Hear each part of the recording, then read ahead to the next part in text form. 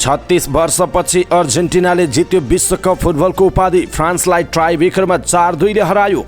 प्रधानमन्त्रीका लागि दाबी पेश गर्न राष्ट्रपति विद्यादेवी भण्डारीद्वारा दलहरूलाई आह्वान। सरकार गठनका लागि भण्डारीले दिन 7 दिनको समय। आफ्नै नेतृत्वमा सरकार बनाउन संवाद सुरु गर्ने नेपाली कांग्रेसको निर्णय। प्रधानमन्त्री शेरबहादुर नै बन्ने नेपाली कांग्रेसकी केन्द्रीय सदस्य एवं प्रधानमन्त्री देउबा पत्नी आर्जु राणाको दाबी। सांसदहरूको शपथ नगराई सरकार गठन गर्नु उल्टो बाटो भएको नेकपा माओवादी केन्द्रका अध्यक्ष पुष्पकमल दाहाल प्रचण्डको भनाई। एमाले अध्यक्ष केपी शर्मा ओलीले रवि लामिछानेलाई सोधे सरकारमा जाने बारे के सोच्नु भएको छ। एमालेलाई सरकार बनाउन हतारो नभएको एमाले सचिव गोकर्ण विष्टको टिप्पणी। नयाँ सरकार गठन प्रक्रिया सुरु गर्न मार्ग प्रशस्त भएको प्रमुख निर्वाचन आयुक्त दिनेश कुमार थपलियाको भनाई। श्रमिकको हित हुने काममा बढी ध्यान दिन श्रम सहचारी र काउन्सिलरलाई श्रम मन्त्रीको निर्देशन। संसद बैठकमा हराउने सांसदहरूलाई अब प्रविधिले बाँध्ने। उपचार अभावमा 5 दलित युवाको मृत्यु भएको विषयमा मधेसी आयोगले अनुगमन गर्ने। पालिकाका अधिकारीले बिदा बस्दा मन्त्रालयको स्वीकृति लिनुपर्ने। धरानका मेयर हर्क साम्पाङले मागे माफी। कार्यकाल सकिएपछि महाभियोग निष्क्रिय हुन्छ भन्दै संसदका महासचिव गौतमले सर्वोच्चमा पठाए जवाफ। विदेश पढ्न जाने नेपालीले 4 महिनामा 22 अर्ब 61 करोड रुपैयाँ खर्च गरे। सहायक सिडिओको हस्ताक्षर किर्ते गरी 70 लाख रुपैयाँ निकालेको आरोपमा महामहन्त पक्राउ। अनुगमन समितिले दिएको सुझाव नमान्ने धादिङका 3 होटललाई जरिवाना। चितवनमा विद्युतीय सवारी चार्जिङ स्टेसन सञ्चालन। निजी जग्गामा राखेका गाडी महानगरले उठाएपछि काठमाडौँको अनामनगर क्षेत्रमा तनाव। लाइभ दोहोरीमा छाडा गाउने र बालबालिका प्रयोग गर्नेलाई कारबाही गर्न सूची बनाउँदै दोहोरी गीत प्रतिष्ठान। बढ्न थाल्यो अन्डाको मूल्य। 27.5 अङ्कले घटेर शेयर बजार राताममै 1 अर्ब 15 करोड रुपैयाँको शेयर कारोबार। नेपाली एजेन्टको प्रयोग गरेर 1x बेटमा करोडौंको सट्टेबाजी। उत्तर कोरियाद्वारा पुनः क्षेप्यास्त्र परीक्षण। कोरिया प्रायद्वीपमा तनाव बढ्दै। भुटानका जेलमा रहेका राजनीतिक बन्दीको रिहाईको माग गर्दै अमेरिकामा र्याली।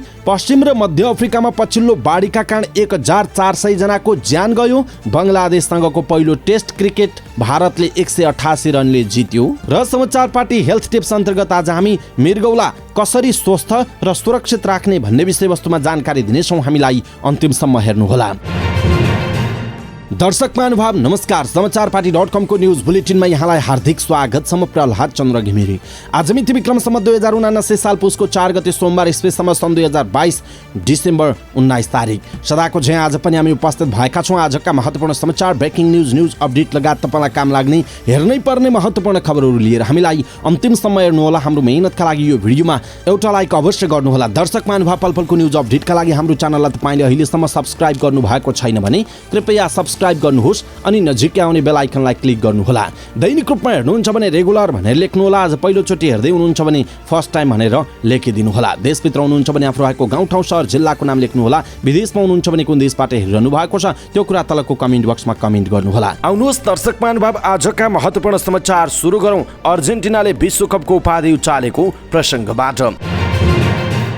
अर्जेन्टिनाले 36 वर्षपछि विश्वकप फुटबलको उपाधि जितेको छ। कतारको लुसेल स्टेडियममा भएको रोमाञ्चक नाटकीय खेलमा फ्रान्सलाई टाइब्रेकरमा 4-2 ले हराउँदै अर्जेन्टिनाले विश्वकप उपाधि उचालेको हो।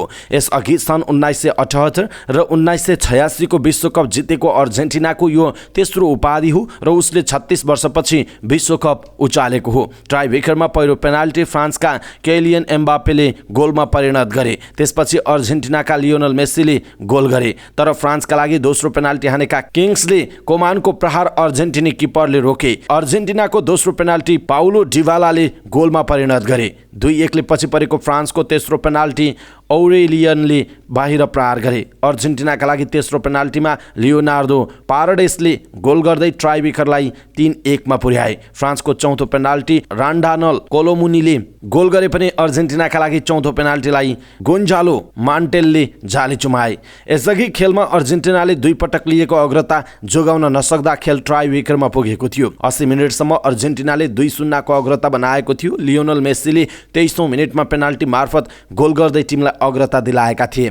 36औं मिनेटमा डिमारियाले अर्जेन्टिनाको अग्रता दोब्बर पारे। पहिलो हाफमा निराश खेल प्रदर्शन गरेको फ्रान्स दोस्रो हाफमा खेलमा फर्कियो, तर फ्रान्सले गोल गर्न 80औं मिनेटसम्म कुर्नु पर्यो। 80औं मिनेटमा पेनाल्टीमा गोल गरेका केलियन एम्बापेले त्यसको 90 सेकेन्डभित्र अर्को गोल गरेर खेल बराबरी गरे। निर्धारित 90 मिनेटमा दुवै टिमबाट 2-2 गोल भएपछि खेल अतिरिक्त समयमा धकेलिएको थियो। 108औं मिनेटमा मेसीले दोस्रो गोल गरेर टिमलाई फेरि अग्रता दिलाए, तर फ्रान्सले 118औं मिनेटमा अर्को पेनाल्टी पायो, जसलाई युवा स्टार एम्बापेले खेर जान दिएनन्। उनले विश्वकप फाइनलमा ह्याट्रिक पुरा गरे पनि उनको टिम ट्राइब्रेकरमा चुक्यो र लगातार दोस्रो पटक विश्वकप जित्ने सपना पुरा हुन पाएन। जे होस्, एम्बापेको खेल हेर्न लायक थियो, राम्रो खेल थियो र फ्रान्सको टिमको खेल राम्रो भनेर अहिले चर्चा भइरहेको छ। यद्यपि उपाधि अर्जेन्टिनाले जितेको छ।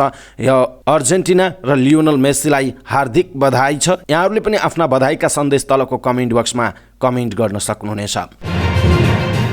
राष्ट्रपति विद्यादेवी भण्डारीले सरकार गठनका लागि आह्वान गर्नुभएको छ।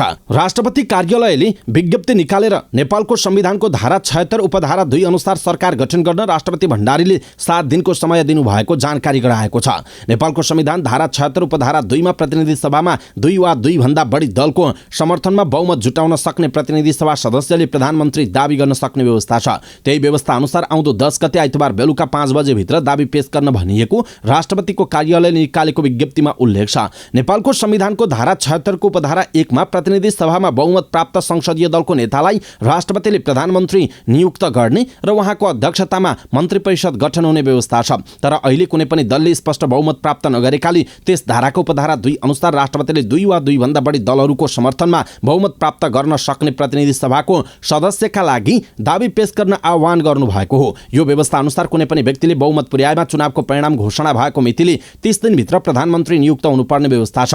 बहुमत पुर्याएर प्रधानमन्त्री नियुक्त नभएमा वा त्यसरी नियुक्त भएको व्यक्तिले नियुक्त भएको 30 दिनभित्र प्रतिनिधि सभाबाट विश्वासको मत प्राप्त गर्न नसकेमा प्रतिनिधि सभामा सबैभन्दा बढी सदस्यहरू भएको दलको संसदीय दलको नेतालाई राष्ट्रपतिले प्रधानमन्त्री नियुक्त गर्न सक्ने व्यवस्था छ। तर त्यसरी नियुक्त भएको व्यक्तिले पनि 30 दिनभित्र विश्वासको मत प्राप्त गर्नुपर्ने हुन्छ। विश्वासको मत लिन नसकेमा राष्ट्रपतिले बहुमत पुर्याउने आधार पेश गर्ने प्रतिनिधि सभाको जुनसुकै सदस्यलाई प्रधानमन्त्रीको दाबी गर्ने अवसर दिन सक्ने व्यवस्था छ। त्यस्तो व्यक्तिले पनि 30 दिनभित्र विश्वासको मत प्राप्त गर्नुपर्छ। त्यसरी नियुक्त भएको व्यक्तिले पनि विश्वासको मत प्राप्त गर्न नसकेको वा प्रधानमन्त्री नियुक्त हुन नसकेको अवस्थामा प्रधानमन्त्रीको सिफारिसमा राष्ट्रपतिले प्रतिनिधि सभाको विघटन गरी 6 महिनाभित्र अर्को प्रतिनिधि सभा चुनाव सम्पन्न हुने गरी मिति तोक्ने व्यवस्था संविधानमा उल्लेख छ। 275 सदस्यीय प्रतिनिधि सभामा सरकार गठनका लागि 138 सांसदको आवश्यकता पर्ने गर्दछ। नेपाली कांग्रेसले आफ्नो नेतृत्वमा सरकार गठनका लागि गठबन्धन र अरू दलहरूसँग संवाद थाल्ने निर्णय गरेको छ। आइतबार पार्टी केन्द्रीय कार्यालय सानेपामा बसेको केन्द्रीय कार्य सम्पादन समितिको बैठकमा गठबन्धन र अरू दलहरूसँग कांग्रेस नेतृत्वमा सरकार बनाउन संवाद सुरु गर्ने निर्णय भएको प्रवक्ता प्रकाश चरण महतले जानकारी दिनुभयो। ठूलो दलको सरकारको नेतृत्वमा दाबी गर्नु स्वाभाविक भएको उहाँको भनाइ छ। प्रवक्ता महतले प्रधानमन्त्रीमा माओवादी अध्यक्ष पुष्पकमल दाहाल प्रचण्डको दाबी स्वाभाविक भए पनि गठबन्धनमा छलफल गरेर टुङ्गो लगाइने पनि बताउनु भएको छ। त्यस्तै बैठकले संसदीय दलको नेता छान्न सहमहामन्त्री भीष्मराज आङनाम्बेको संयोजकत्वमा 3 सदस्यीय निर्वाचन समिति गठन गरेको छ। समिति सदस्यमा केन्द्रीय सदस्यहरू पुष्पा भुसाल र प्रकाश रसाइली रहनु भएको प्रवक्ता महतले जानकारी दिनुभयो। उहाँले आउँदो बुधबारभित्र नेपाली कांग्रेस संसदीय दलको नेताको चुनाव भइसक्ने बताउनु भएको छ। नेपाली कांग्रेसकी केन्द्रीय सदस्य एवं नवनिर्वाचित प्रतिनिधि सभा सदस्य आरजू राणा देउबाले शेरबहादुर देउबाले आउँदो प्रधानमन्त्री बन्ने दाबी गर्नुभएको छ। निर्वाचन आयोगबाट प्रतिनिधि सभा सदस्यमा निर्वाचित भएको प्रमाणपत्र लिएसँगै सञ्चारकर्मीहरूसँग कुराकानी गर्दै केन्द्रीय सदस्य राणाले आउँदो प्रधानमन्त्री शेरबहादुर देउबा नै बन्ने दाबी गर्नुभएको हो। संसदीय प्रणालीमा संख्याको खेल हुने भन्दै उहाँले देउबासँग सांसदको धेरै संख्या रहेको बताउनु भएको छ। उहाँले भन्नुभयो, मलाई ज्योतिष ज्ञान आउँदैन, प्रधानमन्त्री अहिले हेर्दा त शेरबहादुर जी नै हुनुहुन्छ जस्तो लाग्छ। ठूलो दल पनि हाम्रै छ, धेरै संख्या पनि हामीसँगै छ, उहाँको भनाइ छ। उहाँले पार्टीका अन्य नेताहरूले संसदीय दलको नेतामा आकांक्षा राख्नु स्वाभाविक भएको बताउनुभयो। उहाँले विगतमा देउबा नेतृत्वको सरकारले धेरै परिवर्तन गरेको जिकिर पनि गर्नुभएको छ। नेकपा माओवादी केन्द्रका अध्यक्ष पुष्पकमल दाहाल प्रचण्डले निर्वाचित सांसदको शपथ ग्रहण अघि नै सरकार गठन प्रक्रिया अगाडि बढाउन नमिल्ने बताउनु भएको छ। आइतबार पार्टीको पदाधिकारी बैठकपछि एक कार्यक्रममा आफ्नो धारणा राख्दै अध्यक्ष प्रचण्डले प्रतिनिधि सभाका सबै सदस्यको शपथ ग्रहणपछि मात्रै सरकार गठन प्रक्रिया अगाडि बढाउनु पर्ने बताउनु भएको हो। निर्वाचित सांसदको शपथ ग्रहण बिना नै सरकार गठन प्रक्रिया अगाडि बढाउनु भनेको उल्टो प्रक्रिया हुने भन्दै उहाँले यसतर्फ सम्बन्धित निकायको ध्यानाकर्षण गराउनु भएको छ। अध्यक्ष प्रचण्डले सांसदको शपथ ग्रहण नहुँदै सरकार गठन गर्ने विषय विगतमा पनि भएको र यही उल्टो प्रक्रिया नजिर जस्तो बन्न गएको उल्लेख गर्दै त्यस्तो गर्नु गलत हुने पनि दाबी गर्नु भएको छ। अध्यक्ष प्रचण्डले यसअघि पनि संसदीय दलको बैठकपछि मात्र सरकार गठन प्रक्रिया अगाडि बढाइने बताउँदै आउनु भएको थियो। राष्ट्रपति विद्यादेवी भण्डारीले एक हप्ताको समय दिएर सरकार गठन गर्न दलहरूलाई आह्वान गरिसक्नु भएको छ। नेकपा एमालेका अध्यक्ष केपी शर्मा ओली र राष्ट्रिय स्वतन्त्र पार्टीका सभापति रवि लामिछाने बीच भेटघाट भएको छ। ओली निवास बालकोटमा गएर लामिछानेले भेट गर्नुभयो। भेटमा एमाले अध्यक्ष ओलीले राष्ट्रिय स्वतन्त्र पार्टीका सभापति लामिछानेलाई सरकारमा जाने या नजाने बारे जिज्ञासा राख्नु भएको थियो। भेटलाई पुष्टि गर्दै राष्ट्रिय स्वतन्त्र पार्टीका महामन्त्री एवं प्रवक्ता मुकुल ढकालले भन्नुभएको छ, समसामयिक विषयमा कुराकानी भएको छ, एकअर्कालाई बुझ्ने कोसिस भएको छ। सरकार गठनबारे कुरा उठ्दा ओलीले रविलाई सोध्नु भएको थियो, सरकारमा जाने नजाने बारे के सोच्नु भएको छ। लामिछानेले भने आफूलाई एकल सरकार बनाउने मत प्राप्त नभएकाले आफूले त्यसबारे धेरै नसोचेको बताउनुभयो। यद्यपि जसले आफ्ना मुद्दा सम्बोधन गर्छ उसलाई साथ हुन सक्ने संकेत लामिछानेले गर्नुभएको छ।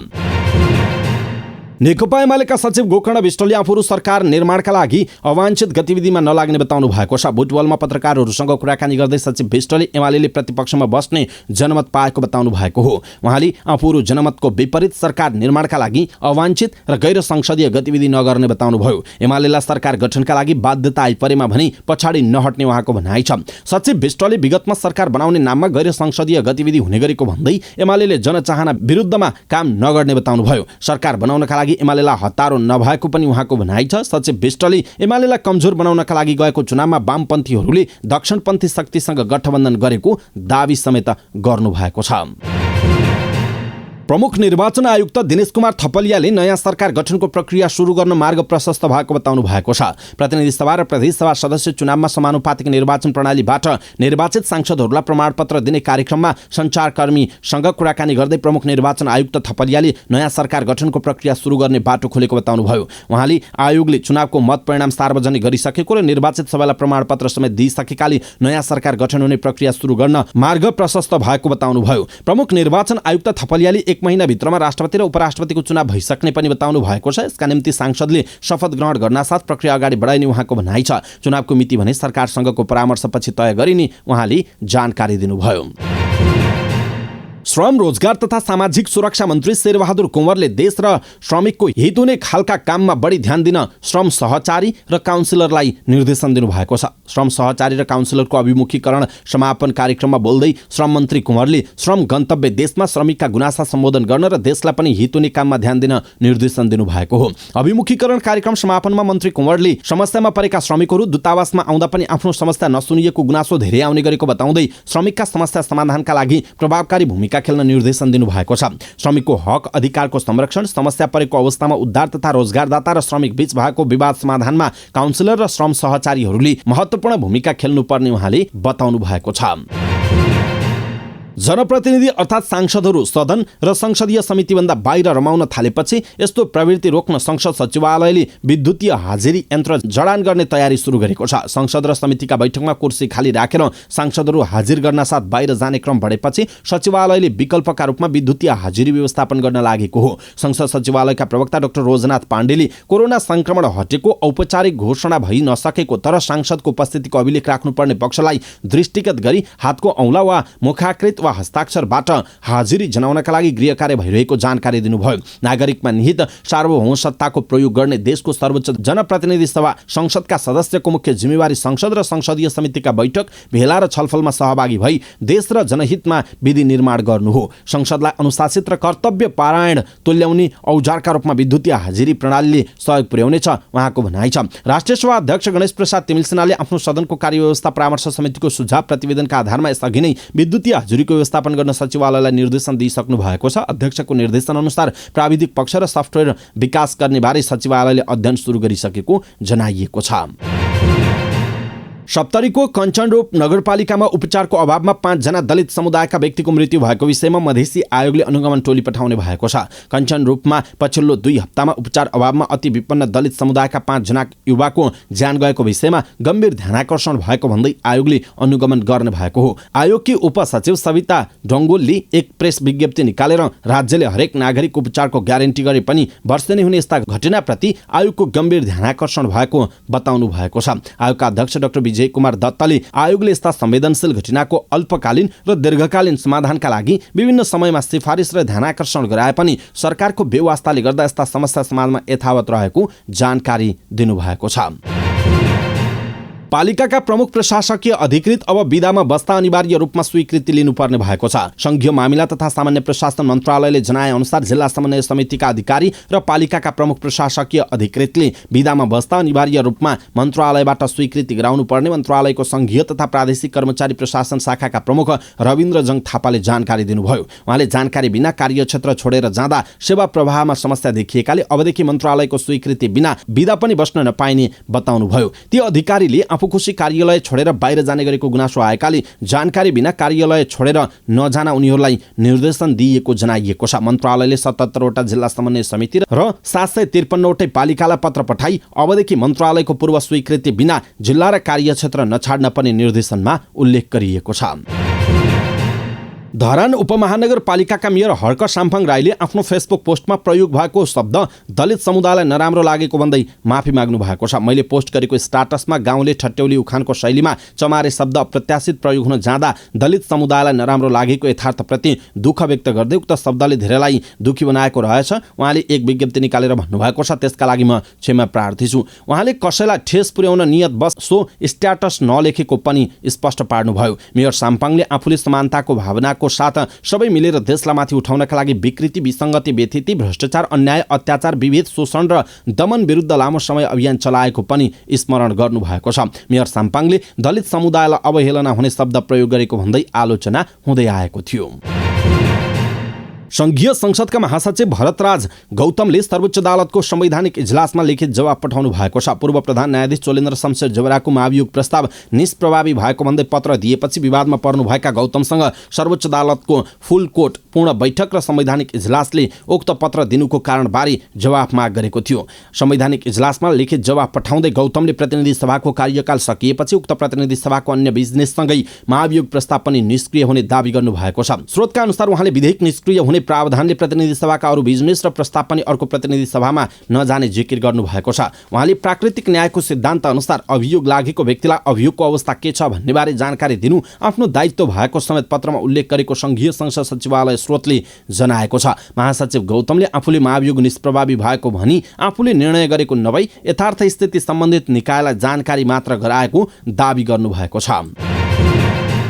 चालु आर्थिक वर्ष 2079-80 को पहिलो 4 महिनामा नेपालीले वैदेशिक शिक्षाको नाममा 22.5 अर्ब रुपैयाँ भन्दा धेरै खर्च गरेका छन्। नेपाल राष्ट्र बैंकका अनुसार साउनदेखि कार्तिकसम्ममा वैदेशिक शिक्षाका लागि नेपालबाट 22 अर्ब 61 करोड रुपैयाँ बाहिरिएको छ। यो अघिल्लो वर्षको तुलनामा दोब्बर भन्दा धेरै हो। अघिल्लो आर्थिक वर्षको पहिलो 4 महिनामा वैदेशिक शिक्षाका लागि जम्मा 10 अर्ब 70 करोड रुपैयाँ बाहिरिएको थियो। त्यस्तै चालु आर्थिक वर्षको पहिलो 4 महिनामा नेपालको खुद सेवा आय अर्थात् विदेशीले नेपालमा गर्ने खर्च भने 137% बढेको छ। साउनदेखि कार्तिकसम्म नेपालमा सेवा आय बापत 17 अर्ब 96 करोड रुपैयाँ भित्रिएको छ। अघिल्लो आर्थिक वर्षको 4 महिनामा सेवा आय जम्मा 7 अर्ब 58 करोड रुपैयाँ रहेको थियो। यस्तै भ्रमण व्यय अर्थात् नेपालीले विदेशमा गर्ने खर्च पनि 64% बढेको छ। 4 महिनामा नेपालीले विदेशमा 33 अर्ब 6 करोड रुपैयाँ खर्च गरेका छन्। अघिल्लो आर्थिक वर्षको 4 महिनामा 20 अर्ब 19 करोड रुपैयाँ खर्च भएको थियो।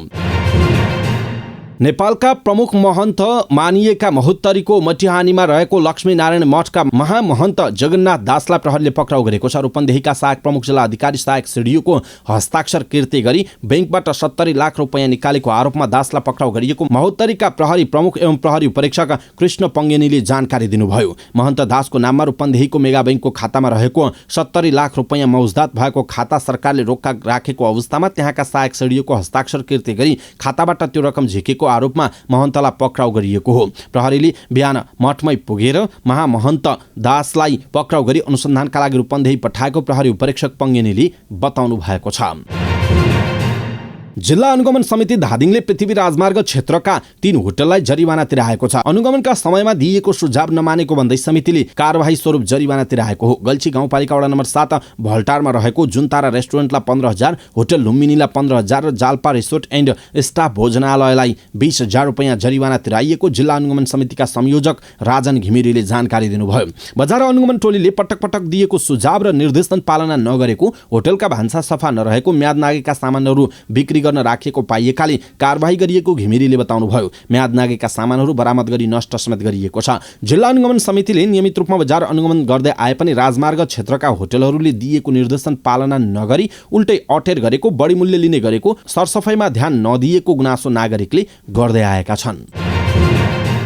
चितवनमा विद्युतीय सवारी चार्जिङ स्टेसन सञ्चालनमा आएको छ। भरतपुरको केन्द्रीय बस टर्मिनलमा निर्माण गरिएको 2 चार्जिङ स्टेसन सञ्चालनमा ल्याइएको हो। जिल्लाका 3 ठाउँमा चार्जिङ स्टेसन निर्माण गरिएको छ। मुगलिन बजारमा निर्माण भइरहेको चार्जिङ स्टेसनको काम अन्तिम चरणमा पुगेको छ। बस पार्कमा नेपाल विद्युत प्राधिकरणले निर्माण गरेका चार्जिङ स्टेसन सञ्चालनमा ल्याइएको प्राधिकरणका इन्जिनियर सागर गेवालीले जानकारी दिनुभयो। यी 2 स्टेसन करिब 90 लाखको लागतमा निर्माण गरिएको हो। 2वटा स्टेसनमा एक पटकमा 6वटासम्म गाडी चार्ज गर्न मिल्छ। आन्तरिक रूपमा खपत बढाउन, पेट्रोलियम पदार्थको खपत कम गरी आयात घटाउन र विद्युतीय सवारी साधन प्रयोग मार्फत वातावरण मैत्री यातायात प्रणालीको विकासमा चार्जिङ स्टेसन निर्माण गरिएको इन्जिनियर गेवालीको भनाइ छ। बस पार्कमा 2वटा फरक टेक्नोलोजी CCH र GVT का चार्जर स्टेसन निर्माण गरिएको चार्जिङ स्टेसन निर्माणको जिम्मा पाएको दिगो प्रोजेक्टका प्रोजेक्ट म्यानेजर शिव अधिकारीले जानकारी दिनुभयो। उहाँका अनुसार त्यहाँ साना ठुला सबै सवारी साधनको चार्ज गर्न मिल्छ। नेपालमा उपलब्ध रहेका सवारी साधनको क्षमता अनुसार 1 देखि 1.5 घण्टासम्ममा चार्ज पूर्ण हुने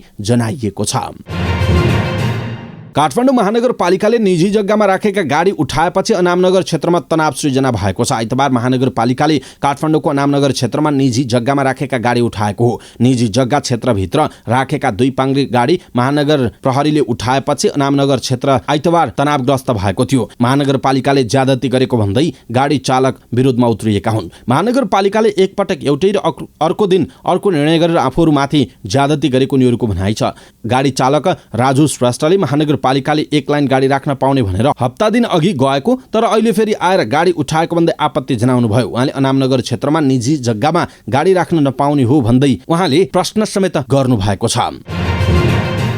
लाइभ दोहोरीमा अश्लील र छाडा गीत गाउने कलाकारलाई राष्ट्रिय लोक तथा दोहोरी गीत प्रतिष्ठानले कारबाही गर्ने भएको छ। अध्यक्ष रमेश बिजीले छाडा गीत गाउने र बालबालिकालाई समेत अमर्यादित गीत गाउन प्रयोग गर्नेको सूची तयार पार्ने काम भइरहेको बताउनुभयो। सूची बनाउने काम भइरहेको छ, हामी कारबाहीमा अगाडि बढ्छौँ उहाँले भन्नुभएको छ। पछिल्लो समय युट्युबबाट पैसा कमाउने लोभमा बालबालिकालाई पनि छाडा गीत गाउन लगाएको गुनासो आइरहेको भन्दै अध्यक्ष बिजीले लोकदोहोरीलाई मर्यादित तुल्याउन आफूहरू गम्भीर रहेको बताउनुभयो। कारबाहीको सूचीमा परेका कलाकारलाई संस्थाको सेवा सुविधा र पुरस्कारबाट वञ्चित गरिने जनाइएको छ। सामाजिक सद्भाव भड्काउने कलाकारलाई कारबाही गर्नेतर्फ अगाडि बढेका छौँ उहाँले भन्नुभयो। पैसाभन्दा ठुलो कुरा नैतिकता हो, यसको सङ्कट देखिएको छ उहाँले भन्नुभएको छ। लागत मूल्यभन्दा निकै कममा बिक्री भइरहेको अन्डाको मूल्य बढ्न थालेको छ। बजारमा माग बढ्दै गएपछि शनिबारबाट चितवनलाई आधार मानेर बजार मूल्य 30 गोटा 1 क्रेटको 360 रुपैयाँ तय गरिएको हो। नेपाल लयर्स कुखुरा पालक सङ्घको बैठकले बिक्री मूल्य तय गरेको जनाइएको छ। यसअघि अन्डाको मूल्य प्रति क्रेट 300 रुपैयाँमा बिक्री हुँदै आएको थियो। सङ्घका अध्यक्ष विनोद पोखरेलका अनुसार अहिलेको लागत मूल्य प्रति क्रेट 435 रुपैयाँ पर्न आउँछ। उहाँले भन्नुभयो 5 वर्ष अघि दानाको मूल्य प्रति किलो 30 रुपैयाँ हुँदा अन्डा प्रति क्रेट 300 रुपैयाँमा बिक्री हुन्थ्यो। अहिले दाना प्रति किलो 65 रुपैयाँ पर्दा अन्डाको मूल्य उस्तै छ। औषधि लगायत अन्यमा पनि मूल्य दोब्बर भएको उहाँको भनाइ छ। 1 वर्ष 6 महिना अघि अन्डाको मूल्य प्रति क्रेट 405 रुपैयाँ पुगेर एकहोरो ओह्रालो लागेको हो। त्यति बेला खुद्रा मूल्य प्रति गोटा 16 रुपैयाँ रहेको थियो। नेपालमा अन्डा उत्पादन गर्ने कृषक एवं व्यवसाय सङ्गठित भएर व्यवसाय चलाउन लागि परेको पोखरेलले बताउनु भएको छ। हालै मात्र देशभरका धेरै कुखुरा पालक व्यवसाय सङ्गठित भएर अगाडि बढेका छन्। पोखरेलले लागत मूल्यसम्म पाउन सके पनि कृषकहरू बच्न सक्ने उहाँले बताउनु भएको छ। नेपालमा अहिले दैनिक 40 लाख रुपैयाँको अन्डा उत्पादन हुँदै आएको जनाइएको छ। हप्ताको पहिलो दिन आइतबार शेयर बजार उच्च अङ्कले घटेर रातामै भएको छ। शेयर बजार परिसूचक नेप्से आइतबार 27.54 अङ्कले घटेर 1855.06 बिन्दुमा झरेको छ। आइतबार सबै समूहको शेयर घटेकोमा विकास बैंक, फाइनान्स, माइक्रो फाइनान्स र जलविद्युत समूहको शेयर उच्च अङ्कले ओह्रालो लागेको हो। नेप्से घटेको दिन 250 वटा कम्पनीको 37,78,000 किता शेयर 1 अर्ब 15 करोड 71 लाख रुपैयाँमा कारोबार भएको छ। सबैभन्दा धेरै कृषि विकास बैंकको शेयर 6 करोड 25 लाख रुपैयाँमा किनबेच भएको छ। आइतबार पिपुल्स हाइड्रो पावर कम्पनी र रुरु जलविद्युत कम्पनीको सेयर 10% तथा महालक्ष्मी विकास बैंक र मञ्जुश्री फाइनान्सको सेयर 7% भन्दा धेरैले घटेको छ। समग्रमा बजार रातामी हुँदा पनि इस्टर्न हाइड्रो पावर कम्पनीको सेयर 10%, ग्लोबल आइएमई ब्यालेन्स फन्डको सेयर 9.5% र धौलागिरी लघुवित्तको सेयर 8% भन्दा धेरैले बढेको जनाइएको छ। कतारमा गैराती मात्र सम्पन्न भएको विश्वकप फुटबलमा 1xBet नामक एप्लिकेसन मार्फत नेपालबाट करोडौंको सट्टेबाजी भएको पाइएको छ। उपत्यका अपराध अनुसन्धान कार्यालय बानेश्वरले गरेको अनुसन्धानका क्रममा भक्तपुरका सुनिल चौगुठी र अजय भेलेले मात्रै कम्तीमा 3 करोड रुपैयाँको कारोबार गरेको देखिएको छ। कार्यालयका एसपी कृष्ण कोइरालाका अनुसार चौगुठीको 25 वटा बैंक खाता भएकोमा हालसम्म प्राप्त 8 वटा बैंक खाताको विवरणमा मात्र 2,45,71,879 रुपैयाँ बराबरको कारोबार भएको देखिएको छ।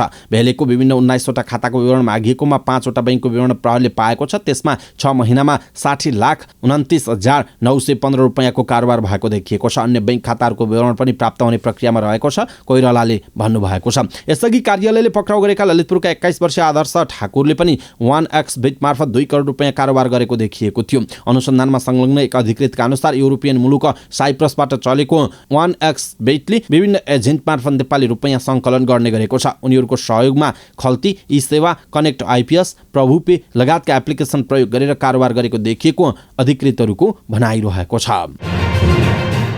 उत्तर कोरियाले फेरि 2 वटा ब्यालिस्टिक क्षेपणास्त्र परीक्षण गरेको छ। नयाँ हतियार प्रणालीका लागि ठोस इन्धन प्रयोग गर्ने मोटरको सफल परीक्षण गरेको बताएको केही दिनपछि फेरि 2 वटा क्षेपणास्त्र परीक्षण गरेको दक्षिण कोरियाली सेनाले जनाएको छ। जापानको रक्षा मन्त्रालयले ती क्षेपणास्त्र झण्डै 500 किलोमिटरको उचाइमा पुगेको जनाइएको छ। जापानका वरिष्ठ उपरक्षा मन्त्री तोसिरो इनोले लगातारको क्षेपणास्त्र परीक्षणले जापानसहित कोरिया प्रायद्वीप र अन्तर्राष्ट्रिय समुदायको शान्ति सुरक्षालाई खतरामा पार्ने भएकाले यो अस्वीकार्य भएको बताएको समाचार संस्था एएफपीले जनाएको छ। उत्तर कोरियाले गएको महिना पनि अहिलेसम्मको अत्याधुनिक अन्तर्महादेशीय क्षेपणास्त्र प्रक्षेपण सहित अरू हतियार परीक्षण गरेपछि कोरियाली प्रायद्वीपमा यस वर्ष सैन्य तनाव बढेको छ। उत्तर कोरियाका नेता किम जोङ उनले उत्तर कोरियासँग विश्वको सबैभन्दा शक्तिशाली आणविक शक्ति होस् भन्ने चाहनाका साथ आफ्नो देशलाई अपरिवर्तनीय आणविक राष्ट्र घोषणा गरेका छन्। अन्तर्राष्ट्रिय प्रतिबन्धका बावजुद उत्तर कोरियाले अन्तर्महादेशीय ब्यालिस्टिक क्षेपणास्त्रको शस्त्रागार अर्थात् हतियार राख्ने ठाउँ निर्माण गरिरहेको छ।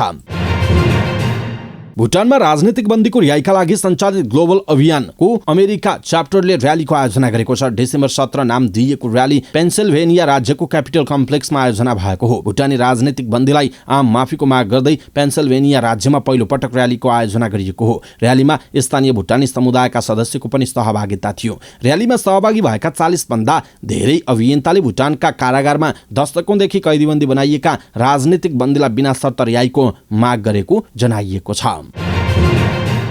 पश्चिम तथा मध्य अफ्रिकामा पछिल्लो वर्षा र बाढीका कारण 1400 जना भन्दा बढीको ज्यान गएको छ। साथै 29 लाख नागरिक विस्थापित भएको संयुक्त राष्ट्र संघका मानवीय सहायता कर्मीले जानकारी दिएका छन्। संयुक्त राष्ट्र संघीय मानवीय मामिला समन्वय कार्यालय ओसीएचए का अनुसार केही वर्ष यताकै सबैभन्दा खराब बाढीका कारण पश्चिम तथा मध्य अफ्रिकामा 20 देशका 82 लाख मानिसको जीवन, उनीहरूका पशुधन, सम्पत्ति र खेतीबारीमा असर परेको छ। लगातारको बाढीले 5,13,000 भन्दा धेरै घरमा क्षति पुर्याएको छ। मध्य अफ्रिका क्षेत्रका धेरै भागहरू उच्च स्तरको खाद्य असुरक्षा, कुपोषण, अस्थिरता र हिंसासँग जुझ्दै आएका छन्। बङ्गलादेशसँगको पहिलो टेस्ट क्रिकेट भारतले जितेको छ। चटगाउँमा भएको खेलमा भारतले बङ्गलादेशलाई 188 रनले हराएको हो। 513 रनको विशाल लक्ष्य पछ्याएको बङ्गलादेश आइतबार 5औं दिनको पहिलो सेसनमै 324 रन बनाउँदा अल आउट भयो। उसका लागि जाकिर हसनले 100 र साकिब अल हसनले 84 रन बनाए। बलिङतर्फ भारतका अक्षर पटेलले 4 र कुलदीप यादवले 3 विकेट लिए। भारत र बङ्गलादेश बीच 2 खेलको टेस्ट श्रृङ्खला हुन लागेको हो। यसअघि भएको 3 खेलको एक दिवसीय श्रृङ्खला बङ्गलादेशले जितेको थियो। यसअघि भारतले टस जितेर पहिला ब्याटिङ गर्दै पहिलो इनिङ्समा 404 रन बनाएको थियो। भारतका लागि चेतेश्वर पुजाराले 90, श्रेयस अथवेरले 86, रविचन्द्रन अश्विनले 58 रन बनाए। बलिङतर्फ बङ्गलादेशका तैजुल इस्लाम र मेहदी हसन मिराजले 4-4 विकेट लिए। बङ्गलादेशले पहिलो इनिङ्समा 150 रन मात्र बनाउन सक्यो। बङ्गलादेशका लागि मुस्फिकर रहिमले 28 र मेहदी हसनले 25 रन बनाए। बलिङतर्फ भारतका कुलदीप यादवले 5 र मोहम्मद सिराजले 3 विकेट लिए। दोस्रो इनिङ्समा शुभमन गिलको 110 र चेतेश्वर पुजाराको 102 रनको मद्दतमा 258 रन बनेको अवस्थामा भारतले इनिङ्स सकाएको घोषणा गरेको थियो। बलिङतर्फ बङ्गलादेशका खालिद अहमद र मेहदी हसनले 1-1 विकेट लिए। भारतले 512 रनको अग्रताका साथ इनिङ्स सकिएको घोषणा गरेपछि बङ्गलादेशले 513 रनको लक्ष्य पाएको थियो। समाचार पार्टी न्युज बुलेटिनमा पालो भएको छ समाचार पार्टी हेल्थ टिप्स। आजको समाचार पार्टी हेल्थ टिप्समा हामीले डाक्टर अनन्त आचार्यले दिएको हेल्थ टिप्स मृगौला कसरी स्वस्थ र सुरक्षित राख्ने भन्ने विषयवस्तुमा जानकारी दिनेछौँ। हामीलाई अन्तिमसम्म हेर्नुहोला। सबै नेपालीहरू माझ पुर्याउनका लागि यो भिडियोलाई सक्दो सेयर गर्न नबिर्सिनुहोला। मेरुदण्डको दायाँ र बायाँ एकवटा मृगौला हुन्छ। मुटु फोक्सो जस्तै शरीरको अभिन्न अङ्ग हो मृगौला, जसको मुख्य काम शरीरमा तरल पदार्थ नियन्त्रण गर्नु हो। हामीले खाएको झोल पदार्थबाट आवश्यक तत्त्व शरीरले लिन्छ र बाँकी तत्त्व पिसाबको माध्यमबाट बाहिर निकाल्छ। मृगौलाले खास गरी रसायनको स्तर सही राख्ने काम गर्छ। उच्च रक्तचाप नियन्त्रणका लागि मुटुको जस्तै मृगौलाको पनि खास भूमिका हुन्छ। त्यसो त मृगौला र खानपानको साइनो के हुन्छ त? कुनै तन्दुरुस्त व्यक्ति छ र आफ्नै भान्साको ताजा खानपान गर्छ भने त्यसले मृगौलालाई फाइदा नै गर्छ। पोसिलो र ताजा खानेकुरा, मौसमी सागपात र फलफुल, पर्याप्त झोलिलो खानेकुरा खाँदा मृगौला स्वस्थ हुन्छ। त्यस विपरीत खराब खानपानले मृगौलालाई हानि गर्छ। प्याकेट बन्द एवं प्रशोधित खानेकुरा, मदिरा, चुरोट राम्रो मानिँदैन। अध्ययन नभएका र नाम पहिचान नभएका औषधि, जडीबुटीहरू खाँदा पनि मृगौलामा क्षति पुग्न सक्छ। एन्टिबायोटिक, पेनकिलर जस्ता औषधिले पनि मृगौलालाई नराम्रो असर गर्छ। मृगौलालाई असर गर्ने भनेको उच्च रक्तचाप, मधुमेह जस्ता दीर्घ रोग हुन्। यस्ता रोग लाग्ने वा अनियन्त्रित हुने खानेकुरा खान हुँदैन। कस्तो आनीबानीले मृगौलालाई हानि गर्छ त? खानपान अनि आनीबानीभित्र एउटा पढ्ने कुरा हो। त्यसबाहेक हामीले अपनाउने दिनचर्या र गतिविधि यसमा समेटिन्छन्, जस्तो निष्क्रिय बस्नु, तनावग्रस्त रहनु, सुत्ने उठ्ने तालिका नमिलाउनु, पिसाब च्यापेर बस्नु जस्ता आनीबानी खराब हुन्, जसको प्रत्यक्ष असर मृगौलामा पर्छ। मानसिक स्थितिको असर पनि मृगौलामा पर्छ। हाम्रो मानसिक स्थितिले प्रत्यक्ष परोक्ष शरीरका अङ्गहरूलाई असर गर्छ, किनभने शरीर र मन एकअर्कासँग अभिन्न रूपमा जोडिएको हुन्छ। जस्तो हामी चिन्ता लिन्छौँ, पिर गर्छौँ भने त्यसले मुटु लगायतमा असर गर्छ। मुटुमा समस्या भएमा कारण मृगौला खराब हुने जोखिम हुन्छ। यदि मानसिक रोग वा डिप्रेसन छ भने उनीहरूले यसको नियन्त्रण गर्ने औषधि खाइरहेका हुन सक्छन्। त्यस्ता औषधि उच्च मात्रामा खाँदा पनि समस्या हुन सक्छ। त्यसो त मृगौला सुरक्षित राख्ने कायदा के छ त? मृगौला स्वस्थ राख्न स्वस्थ जीवनयापन गर्न जरुरी हुन्छ। यसको लागि सही खानपान, सही दिनचर्या, सही मानसिक स्थिति, तपाईँले ताजा, पोसिलो र सन्तुलित खाना खानुपर्ने हुन्छ। सकेसम्म आफ्नै भान्सामा पाकेको खानेकुरा खानु उचित हो। खानामा झोल, सागपात, सलाद अनिवार्य हुनुपर्छ। त्यसैगरी पर्याप्त मात्रामा पानी पिउने गर्नुपर्छ। बिहान उठ्ने र राति सुत्ने समय निश्चित हुनुपर्छ, किनभने गहिरो र पर्याप्त निन्द्रा पनि औषधि बराबर हो। बिहान उठेपछि व्यायाम गर्ने, योगा गर्ने जस्ता गतिविधि एकदमै राम्रो हुन्छ। दिनमा पनि सक्रिय रहने गर्नुपर्छ।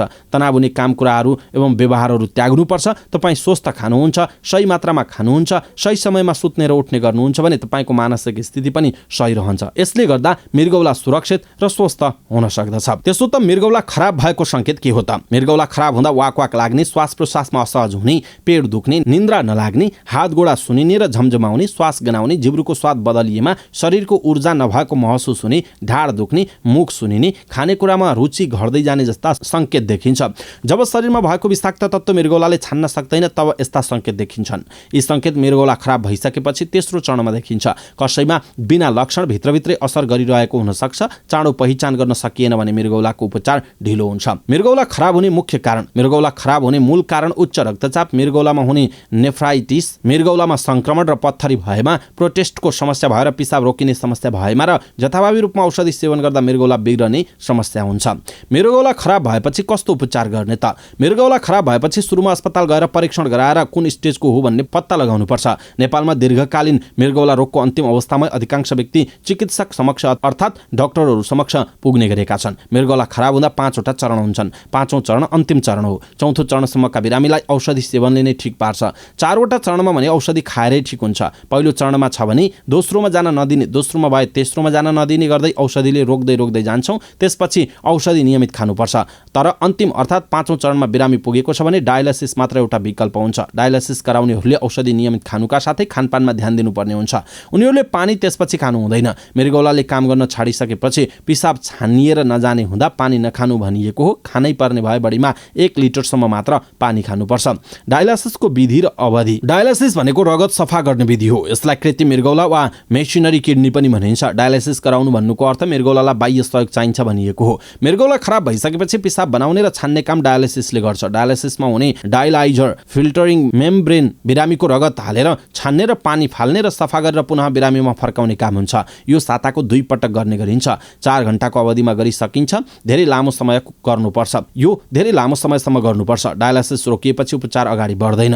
प्रत्यारोपण नगर्ने अवधिसम्म वर्षसम्म र गर्न नमिल्ने अवस्थासम्म गराउनुपर्छ। डायलासिस 15-16 वर्षसम्म पनि गराइरहेका बिरामीहरू दैनिक कामकाज सजिलै गरिरहेका हुन्छन्। डायलासिस दुई प्रकारको हुन्छ, एउटा हेमोडायलासिस र अर्को पेरिटोनियल। हेमोडायलासिसमा रगतलाई नलीको माध्यमबाट कृत्रिम मृगौला मेसिनमा पठाइन्छ र शुद्धिकरण गरेर पुनः नलीका माध्यमबाट शरीरमै फिर्ता गरिन्छ। पेरिटोनियल डायलासिसमा आफ्नै पेटको भित्री सतहको सहायतामा रगतलाई डायलासेट नामक तरल पदार्थको माध्यमबाट शुद्ध पारिन्छ। दुवै नेपालमा उपलब्ध छ। पेटबाट गर्ने डायलासिसलाई घरबाट पनि गर्न सकिन्छ। पहिला अस्पतालमा गएर बिरामीलाई सिकाइन्छ, पछि उनीहरूले घरमै बसेर पनि गर्न सक्छन्। डायलासिस गर्नेले दैनिक जीवनमा पनि काम गरिरहेका हुन्छन्। त्यसो त मृगौला प्रत्यारोपण गरेपछि मान्छे पूर्ण स्वस्थ हुन्छ त भन्ने प्रश्न हुन सक्छ। मृगौला प्रत्यारोपण गरेपछि मान्छे पूर्णतया स्वस्थ हुन्छन्, गुणस्तरयुक्त जीवन पनि बिताएका छन्। प्रत्यारोपणपछि 10 वर्षको अवधि राम्रो भनिएको हुन्छ। यो मान्यता मात्रै हो, 10 वर्षपछि पनि राम्रो जीवन बिताएका छन्। आजीवन औषधि खानुपर्छ, त्यो औषधि पनि छुटाउनु हुँदैन। तर मृगौला प्रत्यारोपण सबैमा रिजेक्सन नहुने भन्ने हुँदैन।